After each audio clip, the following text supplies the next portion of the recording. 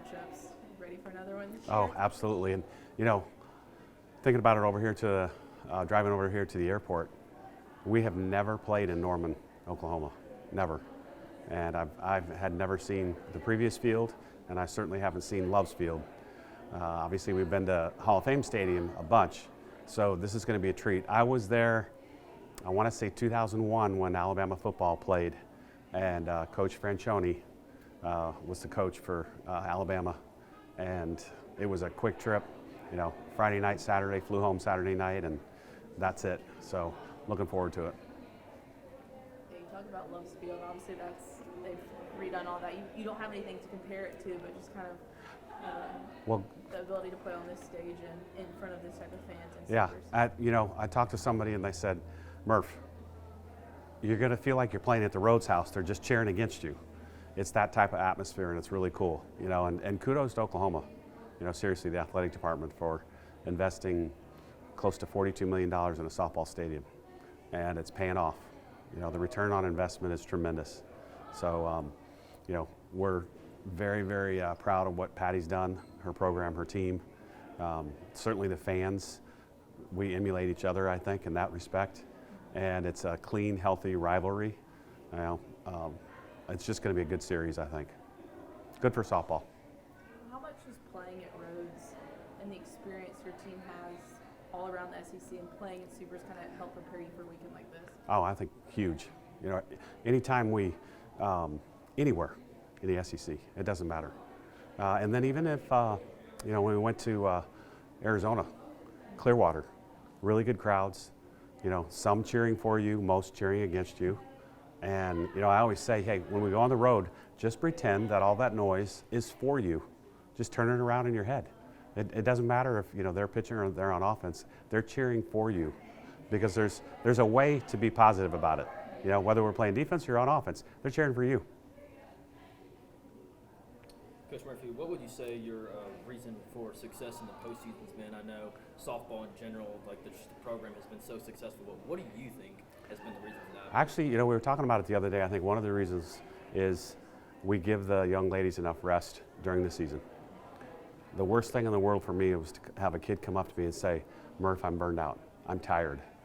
I do not want to hear that. We play, I think this is 61 games. It's a long, long season. It's definitely a marathon, not a sprint. And, the young lady that you're about to talk to, Marlie, is one of our captains. And if I go up to her and say, are you tired? You think the team's tired? If she hesitates for a second, they're tired. And I go by Nick Saban's old adage, one day off was good, but two was incredible. And if there's an opportunity during the season where we maybe played, like when we did the Thursday, Friday, Saturday series, we gave them 2 days off.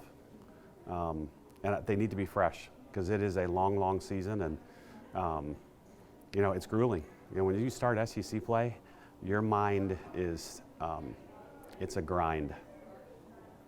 This weekend's a little similar to last in that you're facing a team you've already played this season. Y'all came out on top in the regular season. I know last weekend you said 3 months feels like 3 years, but kind of what's it like facing this OU team again that you already beat this season?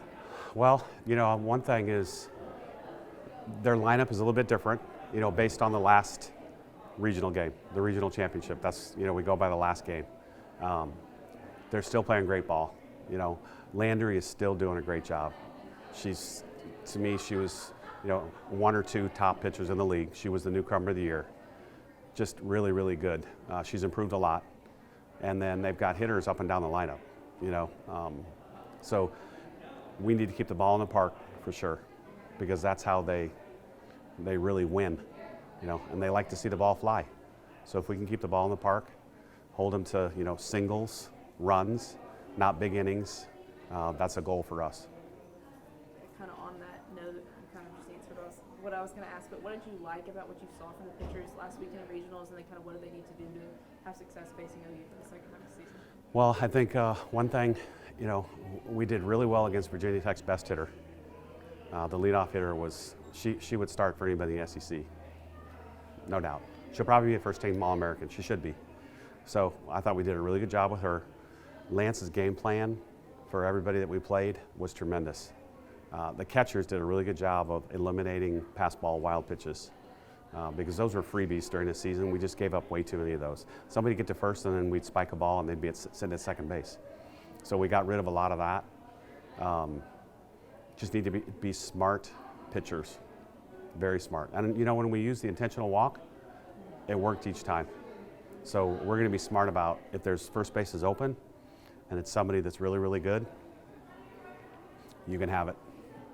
Do you call at all on what happened last season going to Tennessee? They were the 3, you were the 14 of you're going in there as the underdog and kind of having nothing to lose but a lot to win? Oh yeah, I mean we talked about it a little bit. Shoot, what's today? I don't even remember now. God, Wednesday.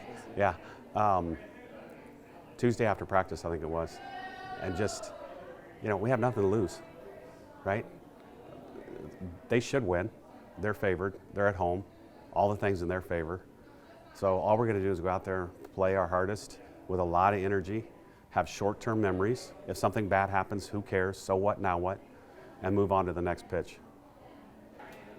Some teams might have an intimidation factor going to play the 4-time national champion, but y'all already played them this season and beat them. Just kind of what's y'all's mindset going in against a team that y'all have already beat this season?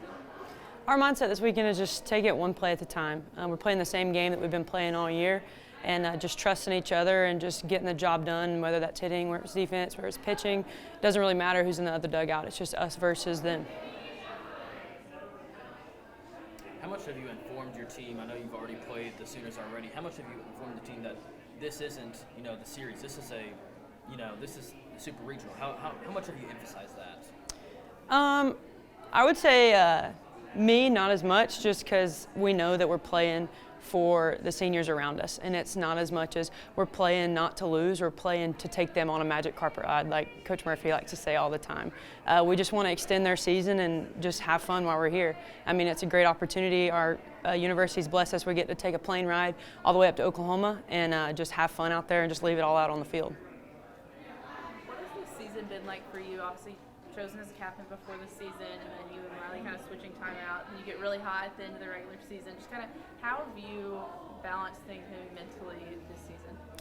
I would definitely say that the thing that has kept me sane has been just trusting in God's plan for me. It's a privilege to be here, and my purpose for here is more than just playing on the field.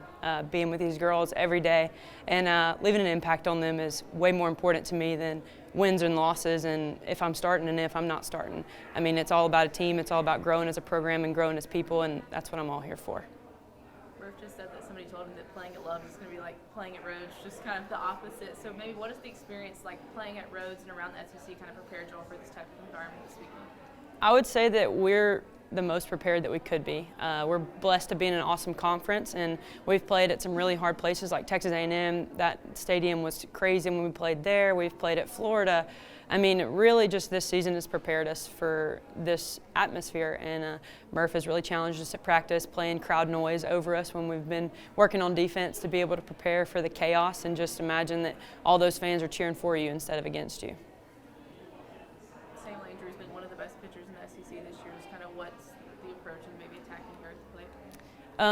All credit to her. She's a great pitcher. I would say our plan is to just stick to our zones and lock it in on a pitch and just crush whenever you see it. And just trust your plan and trust your process and not worry too much about what she's going to throw you instead of attack what you want.